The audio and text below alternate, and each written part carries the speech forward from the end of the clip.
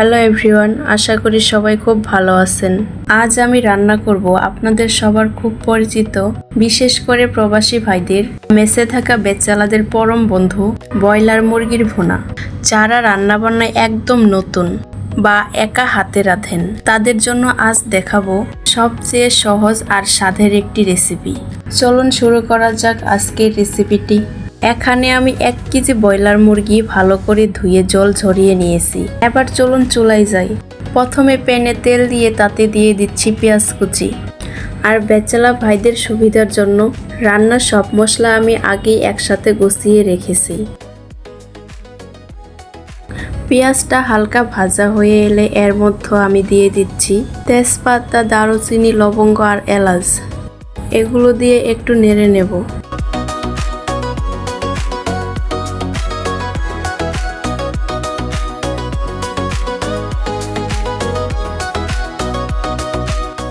এরপর দিয়ে দিচ্ছি বাটা মশলা। এখানে জিরা, আদা, রসুন সব আমি একসাথে বেটে রেখেছি। মশলাগুলো যেন পুড়ে না যায়, তার জন্য আমি এখানে 1 কাপ জল দিয়ে দেব।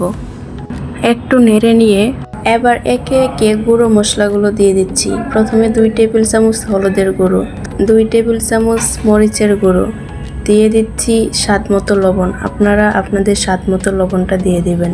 এরপর মশলাটা আমি ভালোভাবে কষিয়ে নেব। মশলাটা কষানো হয়ে গেলে আমি দিয়ে দিব ধুয়ে রাখা মাংসগুলা।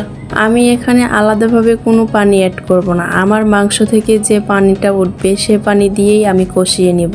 রান্নার স্বাদ কিন্তু হয় কষানো থেকে। আপনারা যত ধৈর্য সহকারে কষাবেন, রান্নার টেস্ট ততই ভালো আসবে।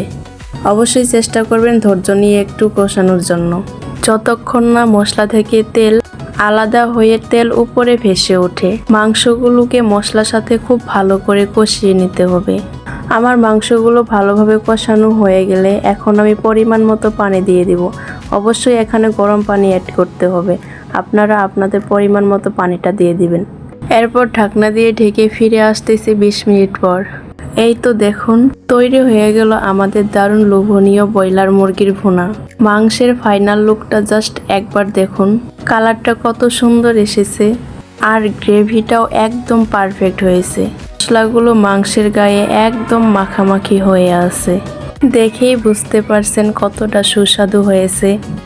গরম ভাত, পরোটা কিংবা রুটির সাথে এই মুরগির ভুনা জাস্ট জমে যাবে। রেসিপিটি কেমন লাগলো অবশ্যই কমেন্ট করে জানাবেন। আর আমার এই রেসিপিটি ভালো লাগলে চ্যানেলটি সাবস্ক্রাইব করে পাশেই থাকবেন। আবারও হাজির হব নতুন একটি রেসিপি নিয়ে। সবাই ভালো থাকবেন, সুস্থ থাকবেন। আল্লাহ হাফেজ।